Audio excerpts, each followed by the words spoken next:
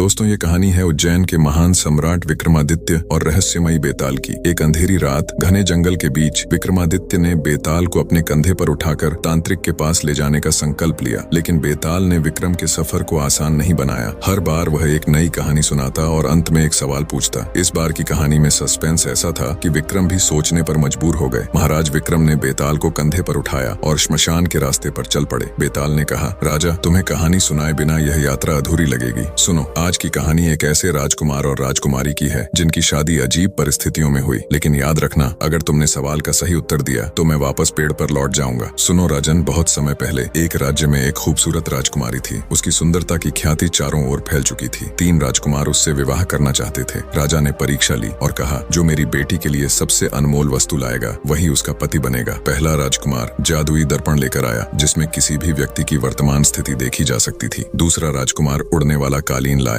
जो पल भर में किसी को भी कहीं ले जा सकता था। तीसरा राजकुमार एक चमत्कारी औषधि लाया जो मरे हुए को भी जीवन दे सकती थी। जब तीनों राजा के सामने पहुंचे तभी यह खबर आई कि राजकुमारी अचानक बीमार हो गई और उसकी मृत्यु हो गई। पहला राजकुमार जादुई दर्पण में देखकर राजकुमारी की स्थिति जान गया। दूसरा राजकुमार उड़ते कालीन पर सभी को राजकुमारी के पास ले गया। तीसरा राजकुमार ने चमत्कारी औषधि से राजकुमारी को जीवित कर दिया। अब राजा के सामने सबसे बड़ी समस्या खड़ी हो गई। कौन राजकुमारी से विवाह करेगा? तीनों राजकुमार ने उसे बचाने में भूमिका निभाई थी। बेताल ने कहा, राजा विक्रम, बताओ इन तीनों में सबसे योग्य कौन था? किसे राजकुमारी से विवाह करने का अधिकार मिलना चाहिए? अगर सही उत्तर जानते हुए भी तुमने कुछ नहीं कहा तो तुम्हारा सिर फट जाएगा, और अगर जवाब दोगे तो मैं वापस पेड़ पर चला जाऊंगा। सोचो और जवाब दो। विक्रम कुछ देर तक सोचते रहे, फिर बोले, इसमें सबसे योग्य तीसरा राजकुमार है। पहला राजकुमार और दूसरा राजकुमार केवल साधन प्रदान करने वाले थे, लेकिन तीसरे राजकुमार ने राजकुमारी को जीवन दान दिया। योगदान सबसे बड़ा है, इसलिए वही विवाह के योग्य है। जैसे ही विक्रम ने जवाब दिया, बेताल जोर से हंसा और बोला, राजा, तुमने सही उत्तर दिया, लेकिन अपनी शर्त के अनुसार मैं फिर उड़कर पेड़ पर लौट रहा हूँ। ये कहकर बेताल विक्रम के कंधे से उड़ गया। राजा विक्रम ने हार नहीं मानी। वह फिर बेताल को लाने के लिए लौट पड़े। यही राजा विक्रमादित्य की खासियत थी, दृढ़ता, साहस और चतुराई। दोस्तों, इस तरह हर बार विक्रमादित्य अपनी बुद्धिमानी और साहस से बेताल की चुनौतियों का सामना करते थे। क्या विक्रम कभी बेताल को तांत्रिक के पास ले जा पाएंगे? ये जानने के लिए अगली कहानी का इंतजार कीजिए और इस वीडियो को एक लाइक, चैनल को सब्सक्राइब कीजिए। धन्यवाद दोस्तों।